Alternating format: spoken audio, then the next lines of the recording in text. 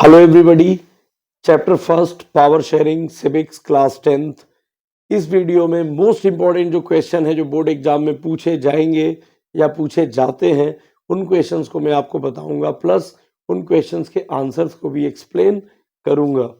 तो question number first है, what led to the tension between Dutch speaking people and French speaking people, ठीक है, in Belgium. Of course Belgium में ही ये प्रॉब्लम थी। तो क्वेश्चन को समझना सबसे पहले बहुत जरूरी होता है।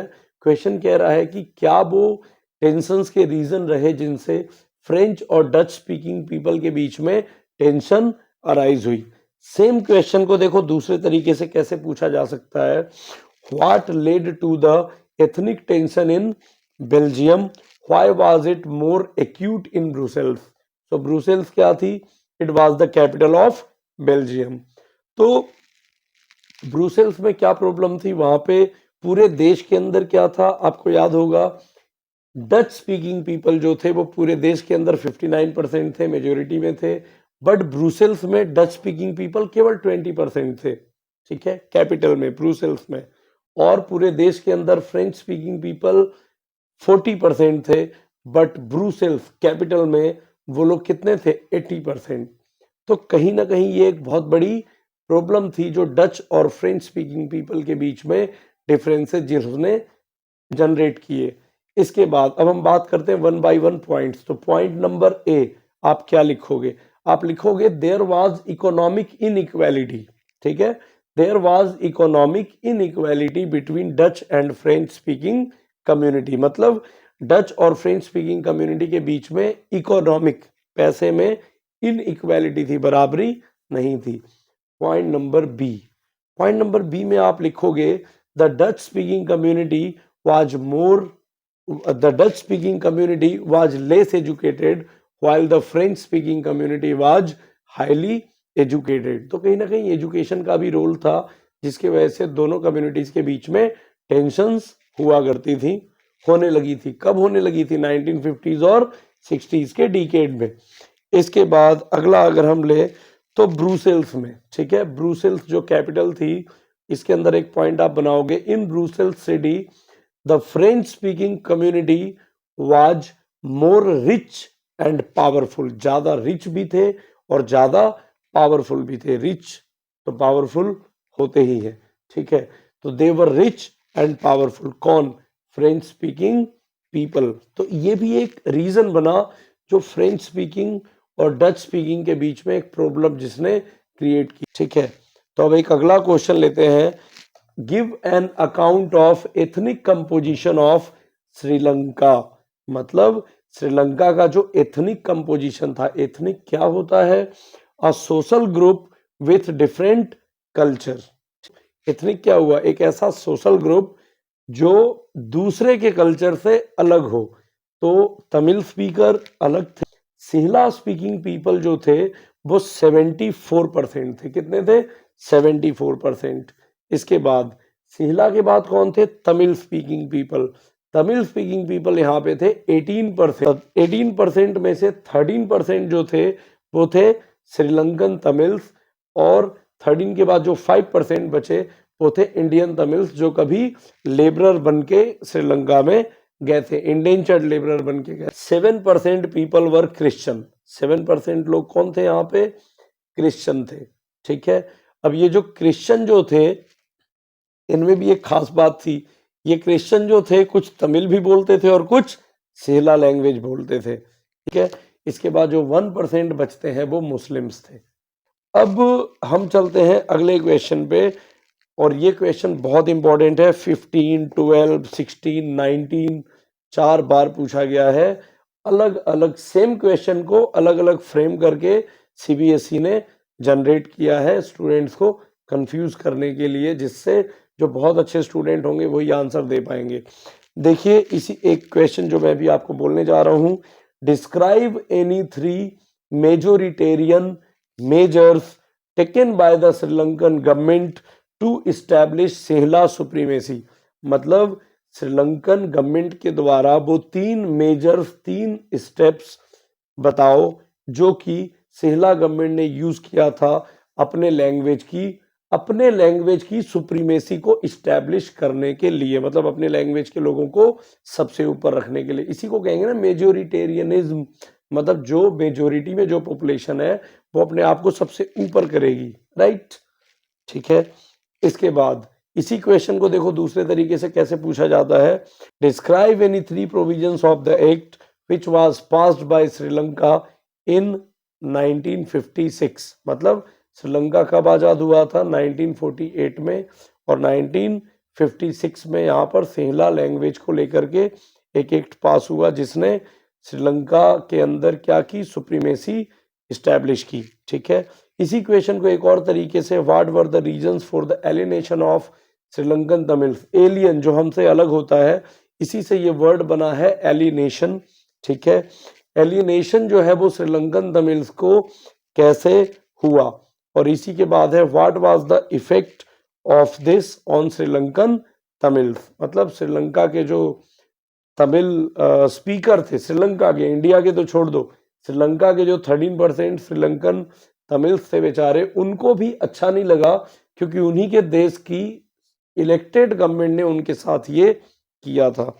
इसी को एक और तरीके से पूछ सकते हैं, how did the feeling of alienation develop among Sri Lankan Tamils. ठीक है, तो इसका सबसे पहला जो पॉइंट आपका बनेगा वो तो आप लिख ही लोगे कि following were the measures adopted by Sri Lankan government to establish Sinhala supremacy, right. Point number A आप बनाओगे। पॉइंट नंबर ए सबसे पहले आप लिखना, Sinhala was made the official language of Sri Lanka. ठीक है, पहला पॉइंट आप समझ गए, सिंहला को ऑफिशियल लैंग्वेज बना दिया गया।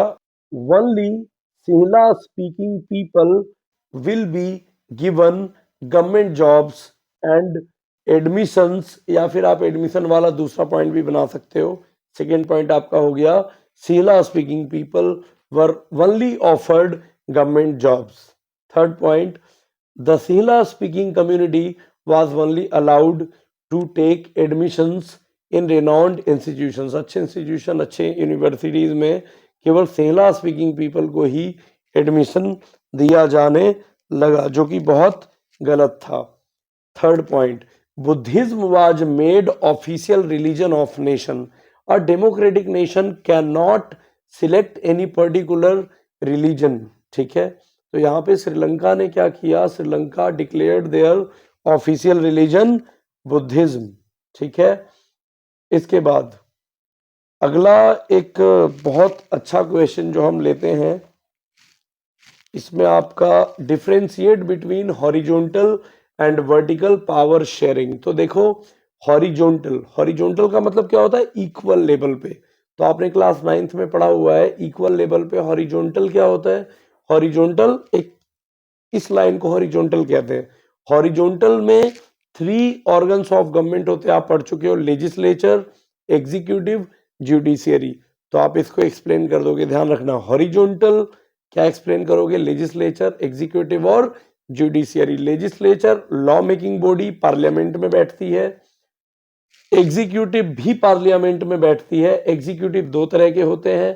पहले परमानेंट एग्जीक्यूटिव, कौन से? वो जो सिविल सर्विसेज में होते हैं, आईएएस, आईपीएस, आईआरएस, आईएफएस।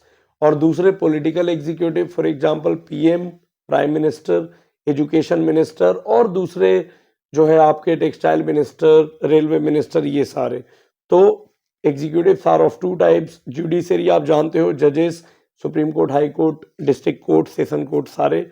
ठीक है, तो आगे हम बात करते हैं, ये हो गया आपका हॉरिजॉन्टल। अब वर्टिकल, वर्टिकल मतलब सीधी लाइन होती है। तो वर्टिकल में आपका टॉप लेवल होता है सेंट्रल गवर्नमेंट। सेंट्रल गवर्नमेंट के बाद होता है आपका क्या? सेंट्रल गवर्नमेंट के बाद होता है स्टेट गवर्नमेंट, और स्टेट गवर्नमेंट के बाद होता है लोकल गवर्नमेंट। ठीक है, तो सेंट्रल गवर्नमेंट को आप यूनियन गवर्नमेंट कहते हो अकॉर्डिंग टू कॉन्स्टिट्यूशन। तो आपको vertical form of power sharing, मतलब पावर शेयरिंग हो रही है, गवर्नमेंट पावर शेयर कर रही है। एक कर रही है हॉरिजॉन्टली, लेजिस्लेचर, एग्जीक्यूटिव, जुडिशरी में, और दूसरा जो है वो पावर शेयरिंग वर्टिकल कर रही है। वर्टिकल में सेंट्रल गवर्नमेंट मतलब यूनियन गवर्नमेंट, स्टेट गवर्नमेंट और लोकल गवर्नमेंट, राइट। तो इस तरीके से आप इस क्वेश्चन को एक्सप्लेन करोगे। चलो तो अगला क्वेश्चन है हमारा जो आपका 2011-12 में पूछा गया है कॉन्सिक्यूटिव वेज में। तो ये क्वेश्चन है, what are the basic elements of power sharing in Belgium. मतलब बेल्जियम में जो पावर शेयरिंग की गई उसमें बेसिक एलिमेंट्स क्या थे और वो पॉसिबल कैसे हुआ कि बेल्जियम में सिविल वार नहीं हुआ बट श्रीलंका में सिविल वार हो गया। बेल्जियम के अंदर जो पावर शेयरिंग हुआ उसके ऊपर हमारे 4 इंपॉर्टेंट की पॉइंट्स हैं जिनके ऊपर मैं आपको बताने जा रहा हूं लिखना कैसे है। तो पॉइंट नंबर ए जो है आपका, सबसे पहला पॉइंट आप लिखोगे इक्वल डिस्ट्रीब्यूशन ऑफ सीट्स। ठीक है, तो आपने पढ़ा होगा इस चैप्टर के अंदर कि जो बेल्जियम था, बेल्जियम के अंदर ये डिसाइड किया गया फ्रेंच स्पीकिंग और डच स्पीकिंग कम्युनिटी के द्वारा कि all the ministries will be equally distributed among the Dutch speaking community and French speaking community. ठीक है, इसके बाद सेकेंड पॉइंट आप लिखोगे कंसेप्ट ऑफ फेडरल गवर्नमेंट।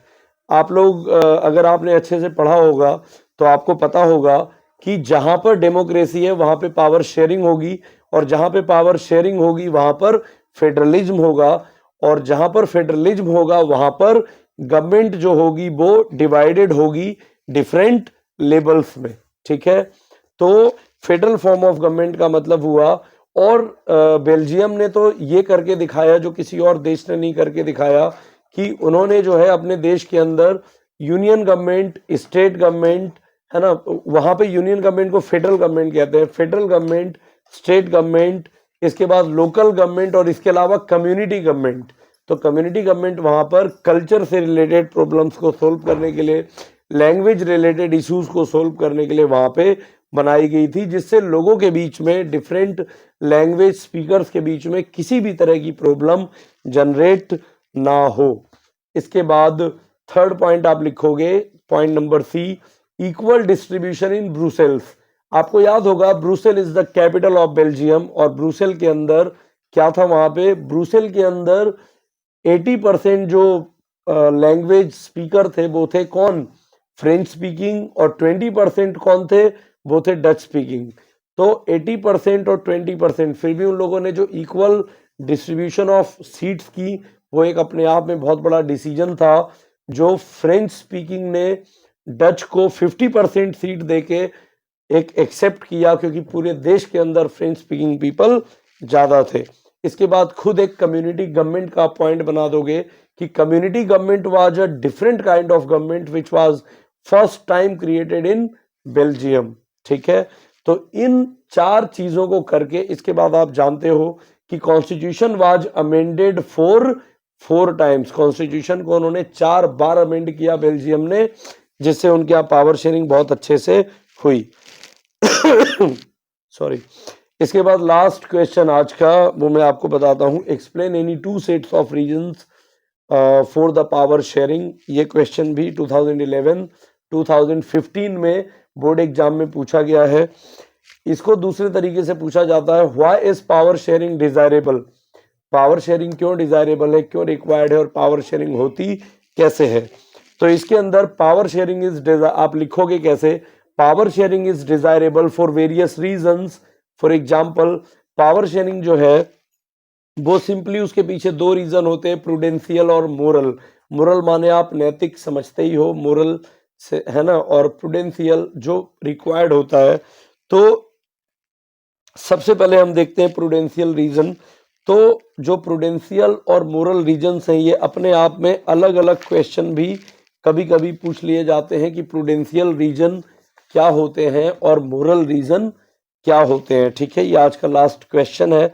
तो प्रूडेंशियल रीजन जो है that is based on careful calculation of losses and gains. मतलब जो प्रूडेंशियल रीजन है वो बेस्ड होता है, पूरे अच्छे से कैलकुलेशन करते हैं उसमें कि क्या हमें गेन्स प्रॉफिट होगा और क्या लॉस होगा। इसके बाद प्रूडेंशियल रीजन जो है वो पावर शेयरिंग का वो एक प्रिकॉशनरी मेजर है, मतलब इसके ऊपर हमें जो है सावधानी रखनी पड़ती है ना, प्रूडेंशियल रीजन में ये भी है। इसके अलावा ये इसलिए बहुत जरूरी है, क्या प्रूडेंशियल रीजन एक इसलिए बहुत जरूरी है because it resolves the conflict among the groups, क्योंकि ये ग्रुप्स के बीच में जो है वो कॉन्फ्लिक्ट मतलब झगड़ों को कम करता है, खत्म करता है। इसके बाद रिजर्व कॉन्स्टिट्यूएंसीज फॉर माइनॉरिटीज, आपके देश में भी देखो तो रिजर्व कॉन्स्टिट्यूएंसीज हैं। 84 जो सीट्स हैं वो एससी के लिए रिजर्व हैं लोकसभा में, और 47 seats are reserve for ST scheduled tribes. तो रिजर्व कॉन्स्टिट्यूएंसी जो माइनॉरिटीज के लिए होती है, ये भी एक प्रूडेंशियल रीजन है पावर शेयरिंग का। इसके बाद मोरल रीजन, तो moral reasons are completely based on moral condition consideration, मतलब जब लोगों को लगता है कि नहीं ये चीज इसलिए होनी चाहिए, तो पावर शेयरिंग के पीछे मोरल रीजंस हैं। इसमें हम देखेंगे तो हम समझेंगे कि power sharing is the very spirit of the democracy, मतलब पावर शेयरिंग जो है उसके पावर शेयरिंग जो है, ठीक है, पावर शेयरिंग के बिना डेमोक्रेसी हो ही नहीं सकती। अगर आपने डेमोक्रेसी अडॉप्ट किया है, डेमोक्रेटिक फॉर्म ऑफ गवर्नमेंट, तो पावर शेयरिंग के बिना आप देश को चला ही नहीं सकते, ये चीज है। इसके बाद डिसेंट्रलाइजेशन ऑफ पावर, आज जो डिसेंट्रलाइजेशन किया है पावर्स का हमारे देश के अंदर या किसी भी देश के अंदर, ये बेस्ट एग्जांपल है पावर शेयरिंग का। आज किसी भी गवर्नमेंट के पास पूरी पावर नहीं होती, चाहे वो यूनियन गवर्नमेंट हो, स्टेट गवर्नमेंट हो या लोकल गवर्नमेंट हो, द पावर्स आर डिवाइडेड, ठीक है। इसके बाद कुछ छोटे छोटे क्वेश्चन है जो इस चैप्टर में से बोर्ड एग्जाम में पूछे जाते हैं, वो छोटे क्वेश्चन मैं आपको बता देता हूं। जैसे एक क्वेश्चन होता है, explain the system of checks and balances. तो चेक्स एंड बैलेंसेस का जो सिस्टम चलता है उसका मतलब होता है कि जो हमने हॉरिजॉन्टल पावर शेयरिंग पढ़ा, जिसके ऊपर लेजिस्लेचर, एग्जीक्यूटिव और जुडिशरी होता है, तीनों जो गवर्नमेंट होती है वो एक दूसरे को चेक करती है। Legislature can make the laws but cannot implement the law और कैनॉट पनिश द गिल्टी। इसी तरह जो एग्जीक्यूटिव होता है, they can execute the law but they cannot make the law, they cannot punish the guilty. Judiciary can only punish the guilty but cannot make the law and cannot execute the law, ठीक है। तो ये चीजें होती हैं जो ये इसका आंसर था। इसके बाद पावर शेयरिंग आप याद कर लेना। एक क्वेश्चन देखो 2014 में आया है, छोटा क्वेश्चन, नेम एनी टू सब ग्रुप्स ऑफ तमिल इन श्रीलंका। तो सब ग्रुप है श्रीलंकन तमिल, इंडियन तमिल। इसके बाद which two languages are generally spoken in Belgium, Dutch and French. ये क्वेश्चन भी 2014 का है जो पूछा गया था। एक क्वेश्चन 2014 और 16 में सीबीएसई ने पूछा था, ये क्वेश्चन है, after independence Sri Lanka witness the supremacy of which community. Sri Lanka में 1948 में श्रीलंका आज़ाद होता है, 1956 में एक्ट आता है जो सेला को सुप्रीम लैंग्वेज बना देता है, ऑफिशियल लैंग्वेज बना देता है। तो ये किस कम्युनिटी ने किया था? तो ये किया था सेला कम्युनिटी ने, ठीक है। Thank you. इस वीडियो में इतना ही। अब नेक्स्ट वीडियो कल आएगा।